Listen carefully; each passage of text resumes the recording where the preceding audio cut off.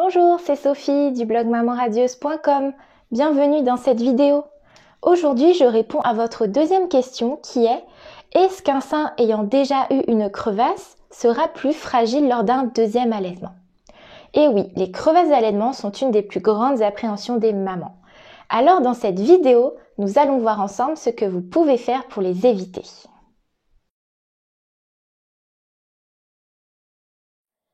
Alors la première chose que vous devez faire, c'est de vous assurer de la bonne position de votre bébé au sein, mais aussi de vous assurer de la bonne prise du sein en bouche. Et oui, ce sont souvent les deux causes les plus fréquentes d'apparition des crevasses. Souvent, il s'agit d'un bébé qui n'ouvre suffisamment pas grand sa bouche, ou alors qui place mal sa langue. Pour vous aider à vous assurer de la bonne prise du sein, vous pouvez vous poser ces questions. Est-ce que mon bébé ouvre suffisamment grand sa bouche? Est-ce que ses petites lèvres sont retroussées? Et est-ce que son menton est bien dans mon sein? En fait, la prise du sein de votre bébé doit être profonde. Beaucoup de mamans estiment que cette position est bien plus confortable.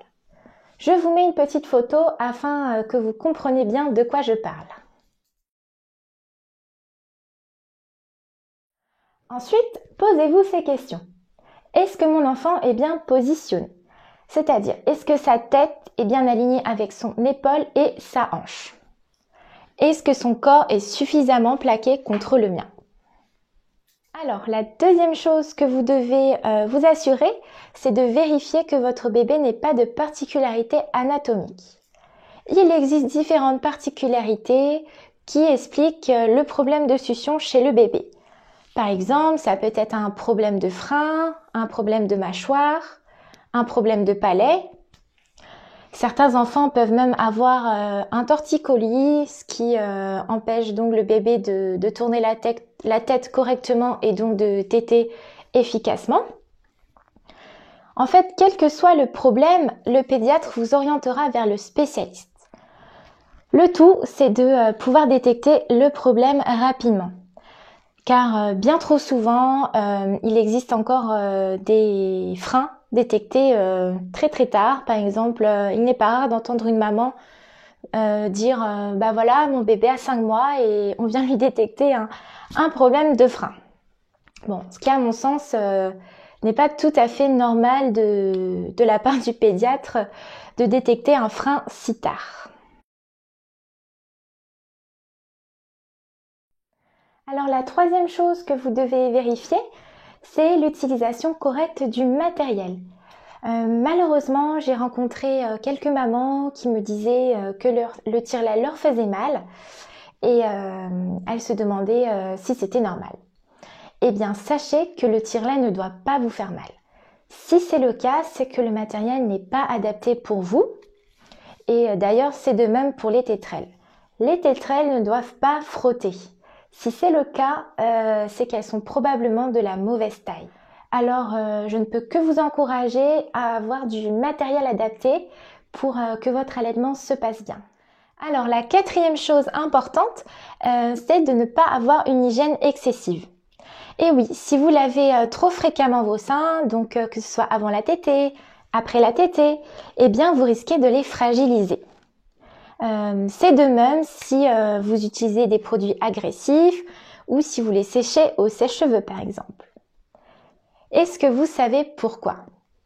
Eh bien en fait, sur votre mamelon, vous avez des petits grains blancs qu'on appelle les tubercules de Montgomery. Et ces petits grains blancs ont un rôle bien particulier. En fait, ils permettent de protéger votre sein en sécrétant un film protecteur, une sorte de film gras en fait. Et donc le fait de laver trop fréquemment vos seins va enlever ce film naturel. Alors méfiez-vous également des coussinets d'allaitement, car si vous les portez sur une trop longue durée, il y a un risque de macération, ce qui peut être également un facteur favorisant l'apparition des crevasses. Et une dernière chose, je voulais juste vous dire de faire également attention aux crèmes qui présentent un risque d'allergie. Alors afin de conclure, je vais répondre à la question qui m'avait été posée, qui était est-ce qu'un sein sera plus fragilisé lors d'un deuxième allaitement s'il y a déjà eu une crevasse? Eh bien, la réponse est simple. Si votre allaitement est bien conduit, il n'y a aucune raison que des crevasses apparaissent. Et dans cette vidéo, je vous ai donné plusieurs astuces et conseils pour éviter les crevasses. Alors, une dernière chose, je voulais vous dire également que chaque bébé est unique, chaque allaitement également. Et si par exemple votre premier allaitement s'est mal passé, eh bien sachez que ça ne sera pas forcément la même avec votre deuxième. Et je vous encourage pleinement à allaiter votre bébé si vous en avez le désir. N'ayez crainte des douleurs, des crevasses, car si vous êtes suffisamment informé, vous réussirez votre allaitement. Désormais, vous avez toutes les clés en main pour éviter l'apparition des crevasses. J'espère que cette vidéo vous a aidé et en complément, vous pouvez télécharger votre kit pour réussir votre allaitement. Vous trouverez donc le lien sous la vidéo et je vous dis à très bientôt pour une nouvelle vidéo questions-réponses.